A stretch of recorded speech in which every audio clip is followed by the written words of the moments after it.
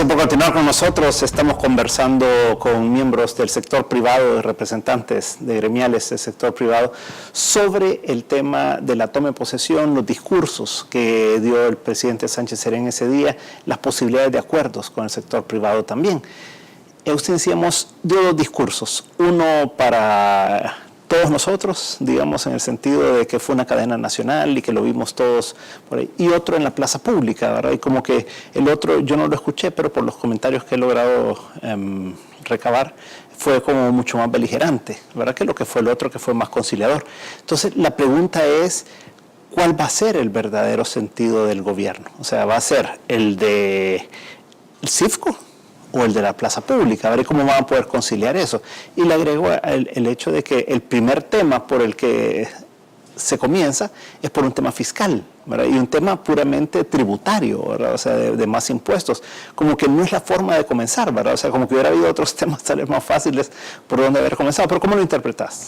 Bueno, esto es igual a lo que yo te decía en la parte del gobierno, o sea, en la parte política del partido FMLN y hoy en el gobierno el presidente Sánchez Serén, yo creo que tiene que ser muy cuidadoso en no manejar un doble discurso, porque al final él hoy ya es el presidente de todos los salvadoreños. Entonces los discursos tienen que ser bastante coherentes con esa realidad y con su función de presidente. Yo siento que igual que lo que te planteaba con los funcionarios de gobierno, debe de ser él hacer un trabajo político para convencer a todo ese grupo que lo ha apoyado, que también hay otra parte de la sociedad que piensa diferente, que tienen que trabajar juntos y trabajar en generar ese balance.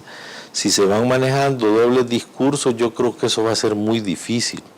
Y particularmente en el sector privado, yo siempre he dicho que nosotros en el sector privado no entendemos doble discurso, o sea, no es lógico. Tú representas grupos, representas sectores que eventualmente, si te ven sentado en una mesa con el gobierno, pero por otro lado se tiene un discurso o se toman medidas o acciones en contra de este sector, te lo van a reclamar, ¿verdad? Entonces, no se entiende esa parte. Yo no oí el discurso, pero sí entiendo que al final hizo un llamado a toda la audiencia que tenía ahí, también a generar un entendimiento con los otros sectores para trabajar de la mano. Si eso se logra ir perfilando en una dirección, creo que será bienvenido, pero no es correcto tener un doble discurso, a mi juicio.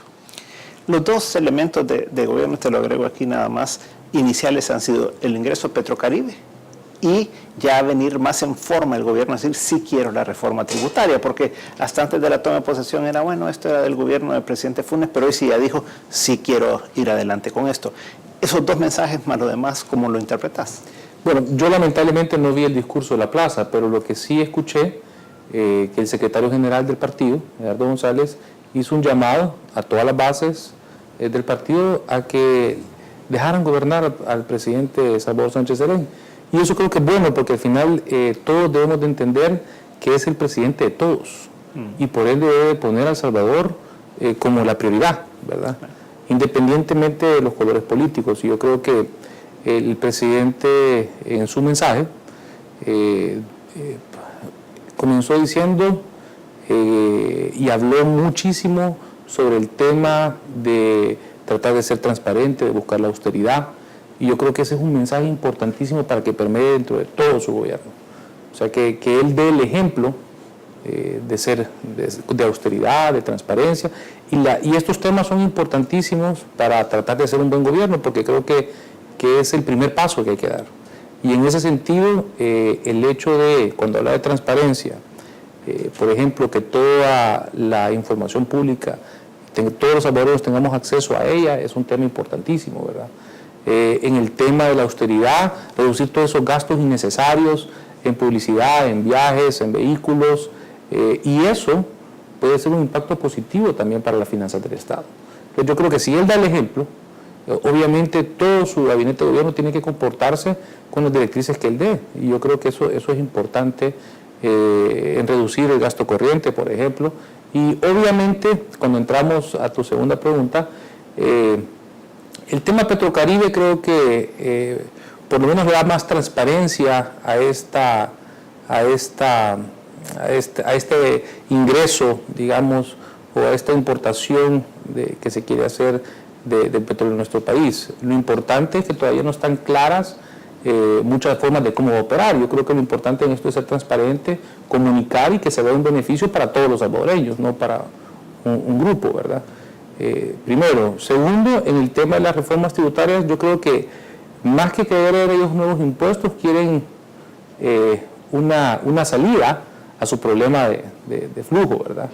Y en ese sentido yo creo que hay que discutir a fondo, hay que llegar a entendimientos, y yo sí creo de que el tema de pasar deuda de corto plazo a largo plazo hay que hacerla por bien del país, no obstante con reglas del juego claras, ¿verdad? Poniendo límites, y no así hablar de nuevos impuestos mientras la economía no pueda crecer. Yo creo que ahorita hay que preocuparnos porque el gobierno tenga liquidez para operar, pero también hay que preocuparnos aún más porque la economía pueda crecer. Mira, el tema de Petrocaribe hay que verlo en tres instancias, digamos. Uno es la parte política, que pues todos sabemos cuál es el origen del proyecto y hacia dónde va.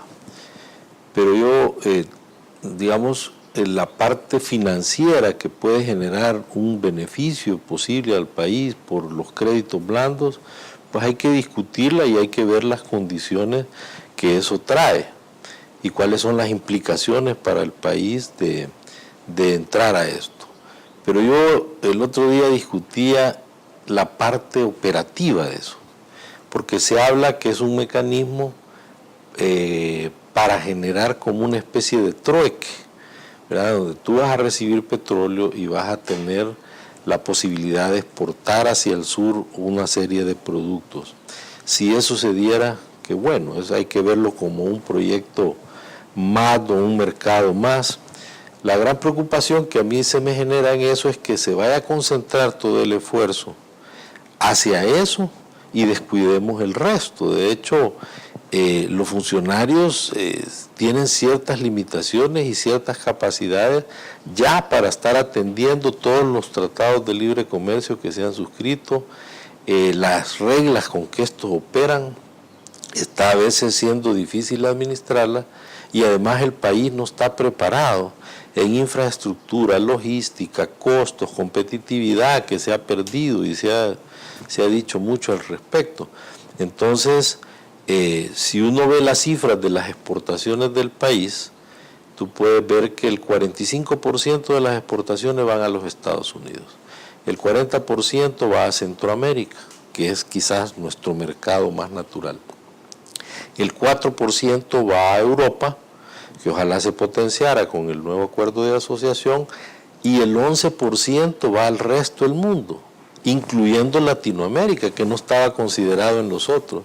Entonces eso ha sido así porque además las economías latinoamericanas son bastante similares. O sea, Colombia produce todo lo que nosotros producimos y está a la par de Venezuela. Ecuador igual, es un socio comercial fuerte con Venezuela.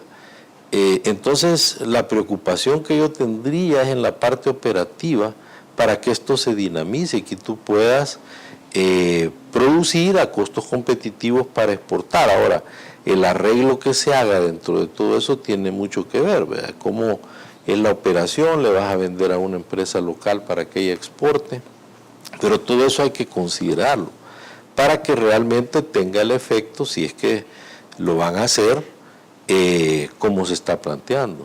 Ahora, la cosa ahí es que a veces, y esto aplica bastante a tu sector agrícola, la gente dice, sí, vamos a importar la gasolina y luego le vamos a vender azúcar, le vamos a vender café, le vamos a vender granos, por ejemplo, o frijol, maíz, etc.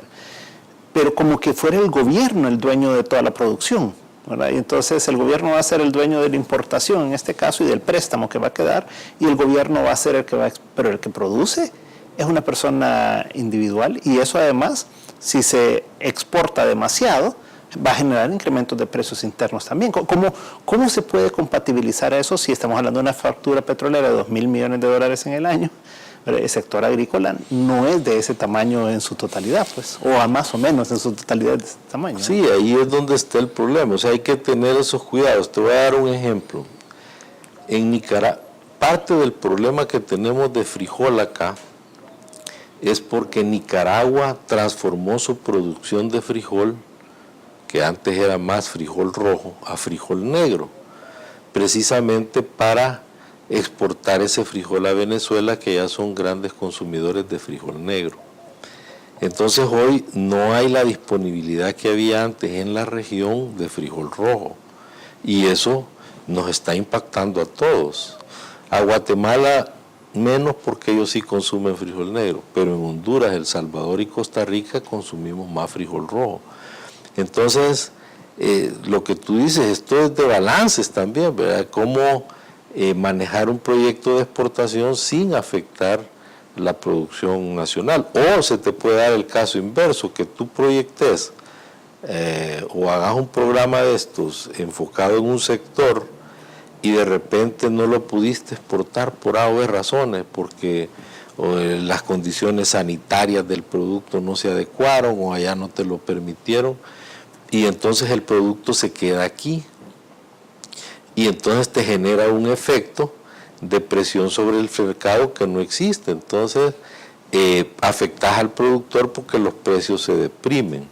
En estas cuestiones yo siempre digo que son situaciones de balance, todo eso tiene que considerarse para no causar distorsiones en los mercados, de abundancia de manera que afecten al productor, pero también de suficiencia para el consumidor para que tenga precios estables. Ese balance en cada sector hay que estudiarlo y es bien complicado. Tenemos años en varios de las cadenas que manejamos en la Camargo de querer ver cómo eso se genera el balance perfecto para evitar distorsiones en los mercados.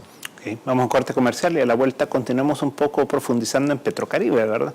Y vamos a entrar ahí en Alba Petróleos también y esa relación, ¿verdad? En el momento estamos de nuevo con 361 grados.